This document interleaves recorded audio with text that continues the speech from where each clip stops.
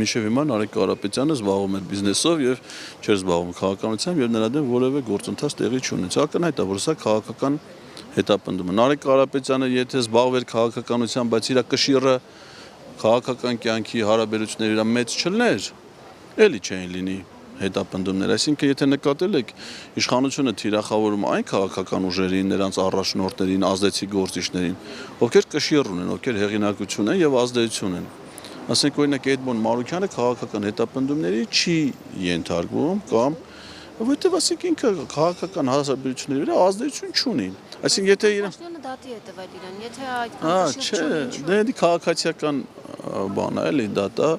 Հիմա ասենք մյուս քաղաքական ուժերին, ասենք այն Քոչարի վրա նկատել եք, ասենք հետապնդումը լինի, բանը լինի, չէ։ Տեղականայդ ընտրությունների արդյունքներում ավելի բարձր ձայներ հարակեց։ Դա եմ ասում, ովքեր որ ազդեցիկ են, տեսեք ովքեր են թիրախում։ Ուժեղ Հայաստանն է թիրախում, Հայաստան դաշինքն է թիրախում եւ Բարգավաճ Հայաստան, այսինքն նրանք ովքեր որ շեմ են հաղթահարել,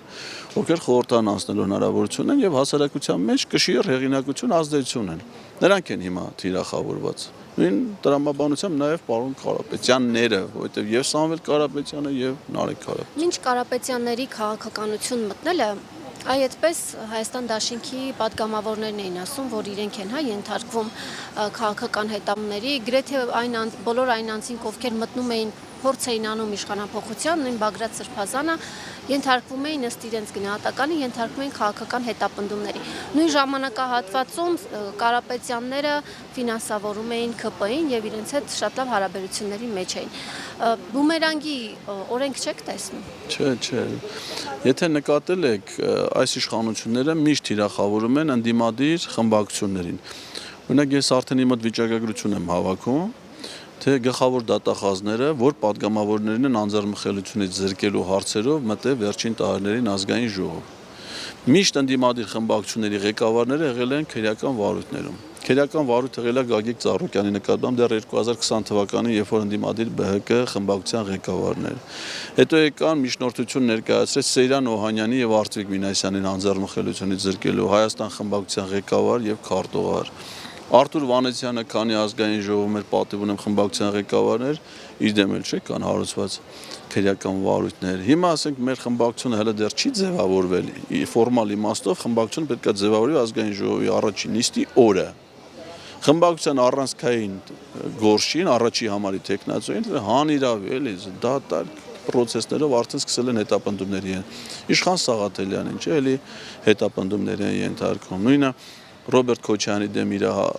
հայտարարությունները, Ծառուկյանի դեմ։ Այսինքն ինքը իրանք թիրախավորում են միայն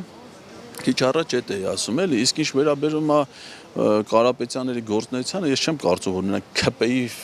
ֆինա կարող է ինչ-որ մի ծրագրով, ինչ-որ մի բանով չգիտեմ էլի, ոնց որ դա Աննա Հակոբյանը ռեկետյորա չէ, ասենք նա ինքը հիմա Աննա Հակոբյանը, որ նայեք այդ Իմ քայլը հիմնադրամի նվիրատուներին, ով ասես ընդեկա որ ժամանակներից սկսած այնքան անանուն նվիրատուներ կան։ Նաև խոստովանել է, որ օրինակ Սուրեն Պապիկյանի հարսանիքին է մասնակցում։ Դե հիմա կանչել են գնացել է էլի, հիմա դա ხო չի նշանակը որ Նարեկ Կարապետյանը դրանով Սուրեն Պապիկյանին ասես քաղաքական ինչ-որ բան է ցուցաբերել։ Այդ դեպքում ինչու են Արուշ Արուշանյանին քննադատում Ալեն Սիմոնյանի ծնունդին մասնակցելու համար։ Արուշանյանի քննադատությունը Ալենի ծնունդին մասնակցելու համար չի, իր քաղաքական դիրքորոշման համար է, որովհետև Արուշ Արուշյանը քաղաքական պաշտոն է զբաղեցնում։ Լավ, տեսեք, օրինակ նույն Գագիկ Ծառուկյանի մասին երբ խոսք է գնում,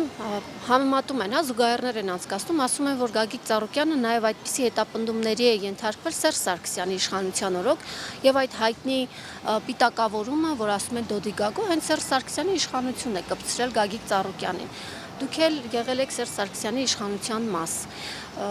Ինչով է տարբերվում այդ իշխանությունը այսօրվա իշխանությունից։ Շատերը համարում են իրավահաջորդ։ Չէ, նման բան գոյություն չունի, համեմատության եզրեր գոյություն չունեն։ Բոլոր պաշտոնավարման շրջաններում, բոլոր երկրների ղեկավարների եղել են որոշակի թերություններ, մտահոգիչ խնդիրներ մեր հասարակության մեջ, դրանք ունեցել են տարբեր դրսևորումներ։ Մենք ինքներս տարբեր ժամանակներում տարբեր վերաբերմունք ենք արտահայտել դրա նկատմամբ, բայց այն ինչ որ հիմա է կատարվում, դա համեմատության եզրեր չունի։ Սա ադրբեջանա-թուրքական օկուպացիոն ռեժիմը, որը զավթել է մեր ժողովրդի իշխանությունը եւ պայքարի է դուրս եկել մեր ժողովրդի առանցքային գործիչների եւ ինստիտուտների դեմ։ Լինեն դրանք քաղաքական կուսակցություններ, լինեն եկեղեցի, լինեն դրանք խոշոր բիզնես, բոլորը թիրախավորված են, ես վստահ եմ ադրբեջանա-թուրքական իշխանությունների պահանջով։ Այդ դեպքում ինչու գնացիք ընտրության մի իշխանության հետ, որը ադրբեջանական թուրքական տանդեմ է սպասարկում։ Մենք պայքար ենք մղում այս իշխանությունների դեմ բոլոր հնարավոր ձևերով եւ հասկանալով, որ բռնապետական հասարակություններում ժողովրդավարական սկզբունքներով ընտրություններ չեն կարող լինել։ Ինչու գնացիք այդ ընտրությունները։ Պայքար է, բայց ասենք հիմա կարանք ոչ մի բան չանենք, նստենք տունը, հաշտվենք իրողության։ Պայքարի այլ եղանակ են տեսնում, ասում են, որ օրինակ Սամվել Կարապետյանի ուժը բավականին շատ ձայներ է ստացել քաղաքացիներից եւ այդ ձայների շնորհիվ կարող են փողոցային պայքար մղել։ Լավ, գոնե ընտրությունների գիշերը, երբ հայտնի դարձավ, որ ինչպես ընդդիմություն է ասում Նիկոլ Փաշինյանը 40%-ը դեռ հաշվարկված չէր ընտրությունների արդյունքների, հայտարարեց, որ հաղթել է, գոնե այդ ժամանակ պայքար մղեին, քաղաքացիներին կոչ անեին, դուրս գալ փողոց եւ տեր կանգնել իրենց քվեներին։ Դա էլ չարվեց։ Հետո այդ ասողը հիմնավորում է, որ այդ գործողություններից հետո Նիկոլ Փաշինյանը այլևս վարչապետ չէր լինելու, իշխանությունից հեռացում էր, այսինքն այդ ասողը հիմնավորում է իր այդ տեսակետը, եթե չի հիմնավորում, դա հիմա կարծիք է, հնչում է։ Ես դա համարում եմ ոչ հիմնավոր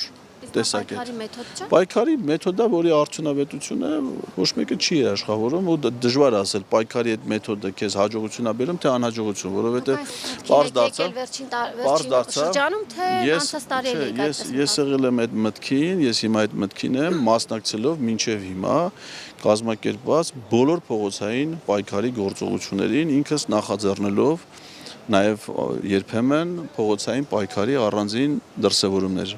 հաճախ անհաջողություններով, երբեմն հաջողություններով։ Ես ինքս եկել եմ այն եզրակացության, որ պայքարի այդ տեսակը, հատկապես հիմա այս փուլում, դա ոչ միայն արդյունավետություն չի երաշխավորում, այլ կարող է շատ վնասաբեր լինի։ Եթե նկատել եք Նիկոլ Փաշինյանն չէ կոչանում, որ մարդիկ դուրս գան փողոց, Անահիտ Ավանեսյանն էր հաջորդ օրը գնում հրապարակից ասում էր, բա պիտի գայեք, եկեք, բան։ Իսկ ստացվում է, որ իրանք էին ցանկանում, որ այդ փողոցային ընդվզումը լինի, process-ները իրանց համար նախընտրելի ուղով առաջ տանելու իրավիճակը իրանց կողմից վերահսկելու համար։ Մանդատ վերցնելով ինչպիսի պայքար կարող եք մղել խորհրդարանում, օրինակ ինչով կարող է ավելի հուժկու լինել ձեր պայքարը Հայաստան դաշինքի պայքարից։ Նախ ոչ մենք Հայաստան դաշինքի հետ չենք մրցակցում պայքարի հարցում եւ ավելին ասեմ, Հայաստան դաշինքը ինքը նույնպես ներկայացված է խորհրդարանում եւ շարունակելու են վստահ եմ իրենց վճռական պայքարը։ Իրենք հետևեցին ձեր քայլերին, այսինքն իրենք հայտարարեցին, որ ամենաշատ ձայներ հավաքած ուժը ինչ որոշում կայացնի, մենք կլինենք նրանց կողքին եւ այդպես էլ եղավ։ Դա կարծում եմ այս պահի դրությամբ հայտարարությունը ամեն դեպքում ուժեղ Հայաստանը եւ Հայաստան խմբակցությունները, դաշինքները դրանք առանձին քաղաքական ուժեր են, ինչը հնարավորություն է, մենք ընդդիմադիր կոալիցիա չենք կազմել, կոալիցիոն հուշագիր ընդդիմադիր բոլոր որոշումներում միասնական գործելու նման որոշում, նման դիրքորոշում չկա։ Տրամաբանական է, որ գլխավոր խնդրի իրացման հարցում Նիկոլ Փաշինյանի իշխանությունից իրացման հարցում կլինի շատ կառուցողական համագործակցություն երկու ընդդիմադիր խմբակցությունների միջև, իսկ թե դրանք ինչ դրսևորումներ, ինչ արդյունքներ կտան, մենք իրավիճակից ելնելով կգնահատենք։ Մենք շատ վճռական ենք տրամադրված մեր հետագա պայքարի շարունակության հարցում եւ կարծում ենք, որ խորհրդարան գնալը դա հավելյալ հնարավորություն է մեզ տալու այդ պայքարը նաև այդ հարթություն Ձեզ ընտրած քաղաքացիների զգալի մասը դեմ էին, որ դուք վերցնեք մանդատը։ Օրինակ հենց անձամբ դուք հանդիպած քաղաքացիների զգալի մասը կողմ ա եղել եւ ինձ հորդորել են, որ ես անպայման մանդատը վերցնեմ, ասել են, որ մենք ես այդ խորհրդարանում տեսնում ենք, հատկապես քեզ ուզում ենք, որ դու ընդեղ լինես,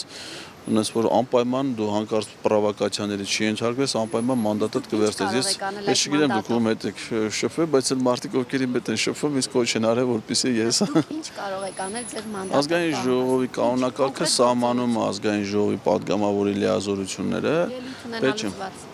ելույթ ունենալուց բացի մի մոռացեք, որ ազգային ժողովը դա մեր երկրում միակ ընտրական համակարգով ձևավորված քաղաքական մարմինն է, որը մեր երկրի ղեկավար մարմինն է։ եւ այդ ղեկավար մարմնում յուրաքանչյուր падգամավոր ունի անհատական առանձին կարգավիճակ։ Մեր սահմանադրությամբ ասում է, որ յուրաքանչյուր падգամավոր ներկայացնում է ողջ ժողովրդին կաշկանդված չի հրամայական մանդատով գործում է սեփական խղճից համոզմունք։ Այսինքն իմ այնտեղ լինելու պարագայում իմ համար բացարձակապես կապ չունի։ Այնտեղ քանի քպեական կա, լավն են իրանք, վատն են, խելոք են, անխելք են, ինչով են զբաղվում, ինչ են անում։ Ես ունեմ մեր ողջ ժողովրդին ներկայացնելու իրավունք եւ հնարավորություն եւ գործի եմ դնելու ազգային ժողովի կանոնակարգով падգամավորին տրված բոլոր հնարավորությունները։ Դուք դատապարտում եւ քննադատում եք նախորդ խորհրդարանի ընդդիմադիր ուժերին, ովքեր վերցրել էին մանդատները, ասում եք, որ իմպիչմենտ եկեք հայտարարենք, անիմաստ եք խորհրդարանում գտնվում, մանդատները ոչինչ չեք կարողանում անել։ Իմ ասածը ձեր հետ ուղիղ համընկնում է, ասում եմ։ Դուք այդ ճանապարհով չեք գնում։ Ոչ, իմ ասածն է, այսինքն եթե եղել է քննադատություն խորհրդարանական ընդդիմությանը, ապա դրա համար, որովհետև իրենք ամբողջ ծավալով չէին գործածում այն լիազորությունները, այն հնարավորությունները, ինչ տալիս էր ազգային ժողովը, նաև վարչապետին անվստահություն։ Եվ իրենք դա արել են ընդամենը խորհրդարանի վերջին տարում եւ այդ իրենց դիրքորոշումը ես վստահ եմ, կարծում դուք էլ ունեք այդ տպավորությունը, եղել է ֆորմալ բնույթ, այսինքն չմոռացել եք ազգային ժողովի բակում հավաքված քաղաքացիներին եւ երբ ընդդիմադիր ուժերը հավաքվեցին եւ սկսեցին գործընթաց, որը արդյունք չտվեց։ Այո։ Հիմա դուք տեսեք, դուք վստահ եք, որ սկսեք գործընթաց, արդյունք Ես ասում եմ, որ եթե այդ գործընթացը սկսեր ժամանակին, հենց 2022 թվականի օգոստոսից եւ մշտապես դրան հաղորդվեր քաղաքական բովանդակություն եւ որակ, հնարավոր էր, որ դա ինչ-որ մի փուլում տար արդյունք։ Իսկ վերջին տարում ուղղակի զուտ ֆորմալ իմաստով ստորագրություններ դնել եւ կողմ քաշել եւ վճռականություն չցուցաբերել այդ գաղափարը առաջ տանելու հարցում, դա ինձ համար քննադատել էր, այո, ես հիմա էլ եմ այդ քննադատությունը, իմ քննադատությունը պաշտպանում։ Դուք կարող եք քաղաքացիներին ասել, ինչ ժամկետներում կարող եք սկսել իմպիչմենտի գործընթաց եւ արդյունքի հասնել։ Դա Հայաստանի սահմանադրությունը արդեն ասել է անվստահության գործընթաց հնարավոր է սկսել կառավարության ձևավորումից 1 տարի հետո։ Այդպիսի պլաններ կան։ Պիսի իրավակարգավորում կա հիմա պլաններ կա։ Պլանները պետք է ձևավորվի 1 տարի հետո, մենք քննարկենք իրավիճակը, կարող է 1 տարվա ընթացքում նաև այլ քաղաքական զարգացումներ են տեղի ունենում։ Մենք 1 տարի հետո բնականաբար անպայման դիտարկելու ենք անվստահության գործընթացի հնարավորությունը։ Այնուամենայնիվ դուք մանդատը վերցրել եք, այդպես էլ չիմանալով անվստահության գործընթաց ձեր քաղաքական ուժը կսկսի թե ոչ։ Իմանալով, որ կա նման հնարավորություն։ Բայց ոչ քննարկում։ Քննարկում դե ամեն ինչ պիտի իր ժամանակին լինի։ Հիմա ասենք մեր քաղաքական ուժը խո չի կարող որոշի թե 2000 Նիկոլ Փաշինյանը կարող որոշի, որ 2050 թվականին ֆուտբոլի Հայաստանի հավաքականը պիտի առաջարի։ Մենք մի քիչ ավելի լուրջ ենք վերաբերվում քաղաքական որոշումներին եւ ժամանակին ենք դրան քննարկում։